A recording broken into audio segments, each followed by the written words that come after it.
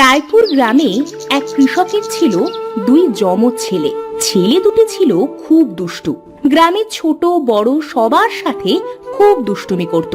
এতে প্রতিদিন কৃষকের বাড়ি একজন না একজন বিচার নিয়ে আসতো। প্রতিদিনের মতো আলার মা কৃষকের বাড়ি বিচার নিয়ে এলো।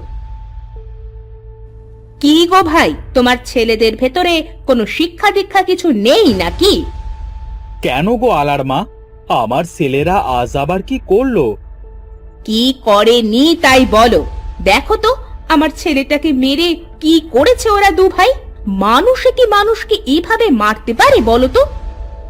বোন, কিছু মনে করো না, আমার ছেলেরা বাড়ি আসলে বুঝিয়ে বলবো। আজকের পর থেকে আলার গায়ে আর কোনো দিনও হাত দিবে না। কত মানুষে তো বুঝ দিল, কিন্তু কোনোদিনও কি এরা বুঝ নিয়েছে? গাছের লিচুগুলা একটাও রাখলো না, আর আজ আমার ছেলেটা হাতে নাতে ধরায় তাকে এভাবে মেরেছে। আলার মা বকতে বকতে বাড়িতে চলে গেল। আর এদিকে কৃষকের বউ কাঁদতে কাঁদতে বলল, ওগো, আমার ছেলে দুটো কি কখনোই মানুষ হবে না? মানুষের কাছে কত কথাই না শুনলাম, তারপরেও এরা কেন ভালো হয় না বলো তো? কেঁদো না গিন্নি, অনেক হয়েছে। আর না, এদেরকে যে কিভাবে ভালো করতে হয় তা আমার জানা আছে। আজ বাড়িতে আসুক। কৃষক ও তার বউ কথা বলছিল, তখন তারা দু ভাই বাড়ি এসে দেখলো যে তাদের মা কাঁদছে। মা, তোমার কি হয়েছে? তুমি কাঁদছো কেন? কাঁদবো না তো আর কি করব বলতো? তোদের দু ভাইয়ের জন্য কি আমাদের কোনো শান্তি আছে? আমরা আবার কি করলাম? বুঝতে পারছো না? আলাকে ধরে তোমরা মেরেছো কেন? আর ওদের গাছে লিচু সব চুরি করে খেয়েছো কেন? আসলে বাবা, আমাদের ভুল হয়ে গেছে। আমরা দুই ভাই আর কোনো দিনও মানুষদের বিরক্ত করব না। শোনো তোমরা দুই ভাই, আমার শরীরটা আজ দুদিন খুব খারাপ, আর কাছে কোনো টাকা পয়সাও নেই। আমার সব টাকা আমাদের ওই বাবলাতলার জমিতে পোঁতা আছে। কি বলছো বাবা? বাড়িতে এত জায়গা থাকতে টাকাগুলো তুমি মাঠে পুঁতে এসেছো? হ্যাঁ, কারণ আমার ওই জমিটা যে সে জমি না, ওইটা একটা জাদুর জমি। ওই জমিতে টাকা রাখলে দিনে দিনে জমিতে আরো টাকা দেয়। কি বলছো বাবা? টাকা রাখলে টাকা বাড়ে? এমন কথা তো আগে কোনোদিনও শুনিনি। এতদিন আমি তোমাদের বলি নাই, কারণ তোমরা ছোট ছিলে।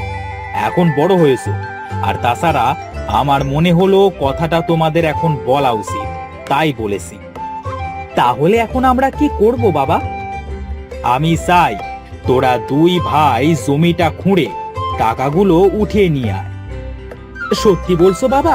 তুমি কোনো চিন্তা করো না, আমরা দুই ভাই এক্ষুনি যাচ্ছি আর টাকাগুলো নিয়ে আসছি। তারা দু ভাই মাঠের উদ্দেশ্যে রওনা দিল। এদিকে কৃষকের বউ কৃষককে বলল, ওগো, এটা তুমি কি কথা বললে? ছেলেদের সাথে মিথ্যা কেন বললে? মিথ্যা না গিন্নি, এটা সত্যি কথা। আমাকে না জিজ্ঞাসা করে সময় হলে সখী দেখতে পাবে। তারা দু ভাই মাঠে গিয়ে বলল, ভাই, বাবা এতদিন আমাদের কাছ থেকে এই কথাটা লুকিয়ে রেখেছিল কেন? এই জমিতে যে এত টাকা আছে, বাবা আমাদের আগে কেন বলেনি? বাবা মনে করেছে হয়তোবা আমরা এই জমি থেকে সব টাকা চুরি করে নেব, তাই বলেনি। বাবা তো জানে না যে আমরা কত বড় বাটপার। এই জাদুর জমি থেকে আজ কত টাকা যে আমরা ঝেড়ে দেব তা তো বাবা জানি না। এই ভাই, আস্তে কথা বল, আস্তে, না হলে আশেপাশের মানুষগুলো শুনে ফেলবে। আস্তে আস্তে চল, এবার আমরা আমাদের কাজ শুরু করি। তারা দু ভাই তাদের জমিটা ভালোভাবে খুঁড়তে শুরু করলো। সারা দিন ধরে জমিটা খুঁড়ে যখন কোনো টাকাই পেল না, তখন ক্লান্ত শরীরে বাড়ি ফিরে তার বাবাকে বলল,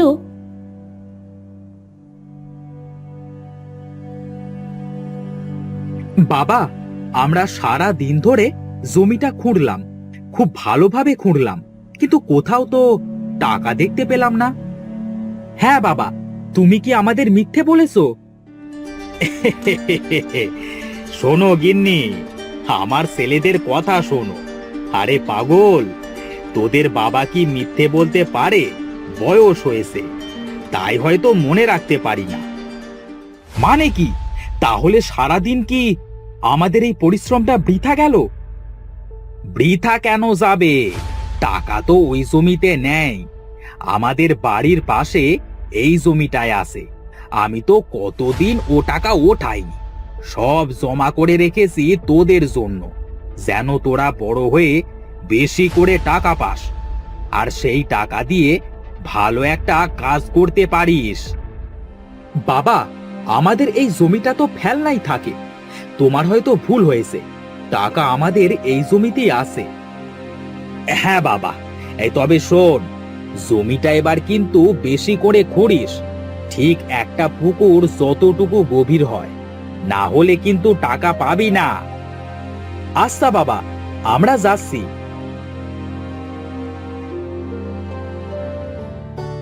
তারা দু ভাই খুশি হয়ে বাড়ির পাশের জমিটা খুঁড়তে শুরু করলো। আশেপাশের মানুষ তো তাদের দেখে খুব অবাক হলো। কি রে ভাই, আজ তোরা দুই ভাই কি মনে করে কাজ করছিস? হ্যাঁ, আর কতদিন বসে খাবো ভাই? এবার তো বাবাকে একটু শান্তি দিতে হবে নাকি? হ্যাঁ, ঠিক বলেছিস ভাই, কাজ করে খা, কাজ করে খা, কাজের বিকল্প কিছুই নেই। তোদের আজ দেখেও আমার খুব ভালো লাগছে। আচ্ছা, তোরা কাজ কর, পরে কথা হবে, কেমন? জহির সেখান থেকে চলে গেলে তারা দু ভাই হাসতে হাসতে বলল, ভাই অনুপ, আজ কিন্তু আমরা টাকা খুঁজে বের করবই। আমাদের আজ আরো ভালোভাবে কাজ করতে হবে। হ্যাঁ ভাই, তাড়াতাড়ি কাজ কর। তারা দু ভাই মন দিয়ে মাটি খুঁড়তে লাগলো। মাটি খুঁড়তে খুঁড়তে একটা পুকুর কেটে ফেললো, কিন্তু টাকার কোনো হদিশ মিলল না। তখন অরুণ বলল, ভাই, বাবা মনে হয় আমাদের বোকা বানিয়েছে। আমরা তো সারা দিন ধরে এই জমিটায় একটা পুকুর বানিয়ে ফেললাম, কই টাকা তো দেখলাম না। চল বাড়িতে গিয়ে বাবাকে জিজ্ঞাসা করে দেখি।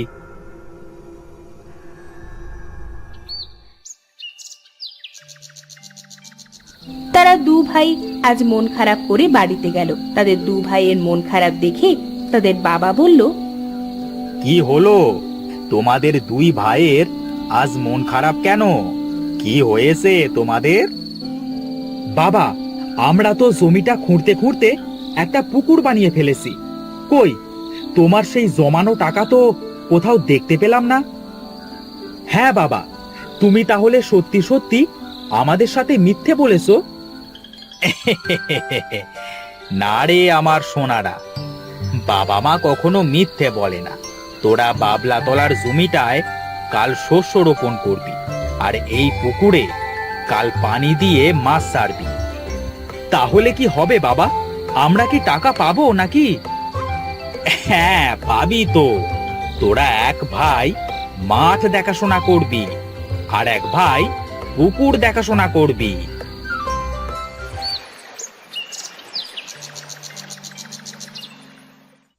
পরের দিন তারা দু ভাই দু কাজে নেমে পড়ল।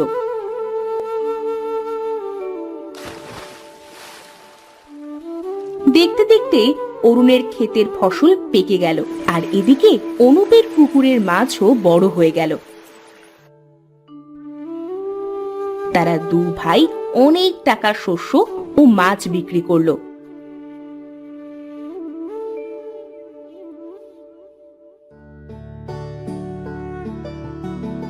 সেদিন তারা খুব খুশি হলো। তাদের খুশি দেখে কৃষক বলল, এবার তোরা কি তোদের সেই জাদুর জমির লুকোনো টাকাগুলো পেয়েছিস বাবা? বাবা, আজ আমরা দুই ভাই খুব খুশি হয়েছি। আসলে জীবনে কষ্ট না করলে কিছুই করা সম্ভব না। হ্যাঁ বাবা, টাকা তো জাদুর জমিতে ছিল না, টাকা তো তোমার কথা আর বুদ্ধিতে ছিল। আমাদের এত সুন্দর একটা বুদ্ধি দেবার জন্য তোমাকে ধন্যবাদ। ওগো, তোমার মাথায় এত বুদ্ধি আগে তো জানতাম না। তোমার বুদ্ধি দিয়ে আমার ছেলে দুটোকে ভালো করলে আজ যে আমার খুব খুশি লাগছে গো। গিন্নি, সন্তান যদি খারাপ হয়ে যায় তবে তাকে বকাঝকা করে নয়, বুদ্ধি দিয়ে খারাপ পথ থেকে ফিরিয়ে আনতে হয়। আর আমি সেই কাজটাই করেছি। বাবা, তোমার দুই ছেলেকে নিয়ে আর চিন্তা করতে হবে না। এখন থেকে আমরা আর কারোর সাথে দুষ্টুমি করব না, সব সময় কাজ করব আর তোমার জাদুর জমি থেকে টাকা রোজগার করব।